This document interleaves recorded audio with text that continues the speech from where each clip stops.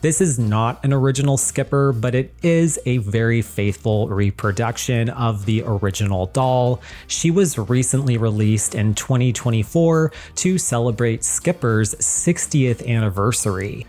If any of you have ever watched The Brady Bunch, I find that this doll has an uncanny resemblance to Cindy Brady. There was a reissue of the original Skipper doll.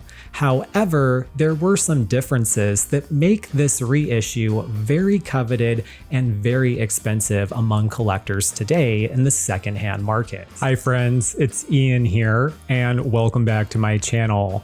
Today, we are going to be talking about Barbie's very first family member, and that is, of course, her little sister, Skipper. Skipper was originally released back in 1964. At this point in time, during Mattel, we already, of course, had Barbie, who came out in 1959. We also had Ken, who came out in 1961. Barbie's best friend Midge, who came out in 1963, and we already were introduced in 1964 to Alan, Ken's friend and Midge's boyfriend, and Skipper was released shortly after in 1964 as well. So by this time, we already had quite a few dolls in the Mattel Barbie line. But of course, what makes Skipper extra special is that she is Barbie's first family member, her little sister. Skipper has been a widely popular doll, which is obviously the reason why she is still in the market today. I definitely do not consider myself a Skipper expert by any means whatsoever. I will say this though, in comparison to Barbie and even Ken and Alan and Midge, Skipper is still relatively affordable to collect. She is not as expensive as Barbie and some of the other dolls. However, just like many of the other Barbie fashions, her clothing items are typically what cost the most. Now, up until this point, all the dolls that had been released in the Mattel Barbie line were either the same size as Barbie or Ken, but Skipper was the exception, standing at just 9¼ inches tall. The original Skipper in 1964 came in this really cute red swimsuit, and she was on a straight-legged body. This is not an original Skipper, but it is a very faithful reproduction of the original doll. She was recently released in 2024 to celebrate Skipper's 60th anniversary. Skipper came originally in 3 hairstyles: blonde, brunette, and Titian. But a lot of collectors do say that her hair colors have really varied throughout the years. Some collectors find Skippers that have more of a platinum blonde hair color, while others have Skippers that have more of a strawberry blonde or an ash blonde color. It's a safe bet to say that the hair color shades definitely varied. However, on the boxes, they were always marketed just as blonde, brunette, and Titian. The original Skipper also had this really cute headband. It is metal, and you definitely want to be careful if you're purchasing a vintage Skipper to inspect her closely, because just like the earrings that cause brass corrosion in the dolls, so do these metal headbands, unfortunately. They can actually stain the heads of these dolls green. If she still has her headband, the chances are very high that she might unfortunately have green all over her head. I did quite a bit of research on Skipper for this video, and one thing that I thought was very important to note is that some collectors have inferred that the original release of Skipper saw lower hair quality than the later versions that came out. I believe this to be true as well, because very far and few of the vintage Skippers have nice hair. Oftentimes, a lot of these earlier issue dolls have very brittle, coarse hair, and it just unfortunately happens with aging, but it's especially bad with some of these older Skipper dolls. Now, this is actually a vintage Skipper, and I would consider her to pretty much be mint. I did replace her metal headband with a fabric headband. Luckily, this one has really nice hair. She is wearing the Dreamtime outfit, which is super cute. I have a little robe that comes with it as well. And one thing that's really cool cool to note, especially with Skipper in 1964 and in 1965, a lot of her outfits in those years are actually scaled down replicas of some of Barbie's vintage fashions, which are really cool. This is a great example of one of Barbie's fashions that was scaled down for Skipper. Barbie has that really beautiful red flare coat that came out in 1961 or 1962, sometime around there. And she also has, of course, the really beautiful dress Silken Flame, which I actually believe came out in 1960. But we have variants of those for Skipper as well. This one is modeling those outfits, and I think they're very, very cute on her.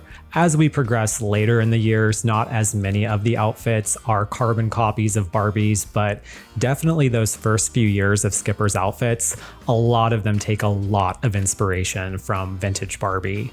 This is also a 1964 original Skipper, and she is one, unfortunately, that has very brittle hair, especially her bangs. So I kind of disguised her with this little hat just because she's having a bad hair day.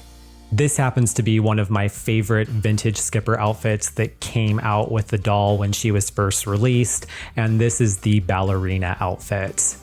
I don't particularly care for the ballerina outfit on Barbie, but I find it incredibly cute on Skipper.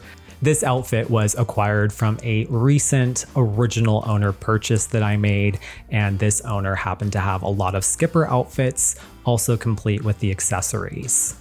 In 1965, just a year after the initial release of Skipper, Skipper was re-envisioned on a bend leg body. 1965 marked the era of the bendable leg Barbie. She's more commonly known, of course, by collectors as the American Girl Barbie. I recently did an entire video on her and on the bendable leg Skipper because I happen to have the exclusive 1965 Sears Deluxe house that came out during that bendable leg Barbie era. The bendable leg era was incredibly successful, so Skipper followed suit and was given a bendable leg body as well. However, her face mold is the exact same. In a recent book that I read, it was really interesting, and it says that by 1965, the hair texture of the Skipper dolls were changed to be a little bit more silky. And that definitely is the case on this doll, at least. This 1965 version of Skipper I have has flawless hair and it's in beautiful condition, whereas some of those earlier versions, as I stated, have very matted and dry hair. So something definitely changed in 1965 with the hair texture and the quality of Skipper as well. I really love the bendable leg dolls, especially the bendable leg Skippers. I love that they're a little bit more posable, and this is yet again another outfit that mimics one of the vintage Barbie fashions that Barbie has as well. Just 3 years after Skipper's release, we enter into the mod era of Barbie, and Barbie gets an entire makeover. This is the twist and turn Barbie doll, and she debuted an entirely new face mold with real eyelashes that you could actually brush. This doll not only had bendable legs, but she actually had a waist that could twist and turn at an axis. This doll is representative of the mod era, and she ushered in an entire new wave of fashions for all of the Barbie dolls in the Mattel line, as well as an entirely new look for all of Barbie's friends and family members. Skipper was no exception. She also had a really cute makeover.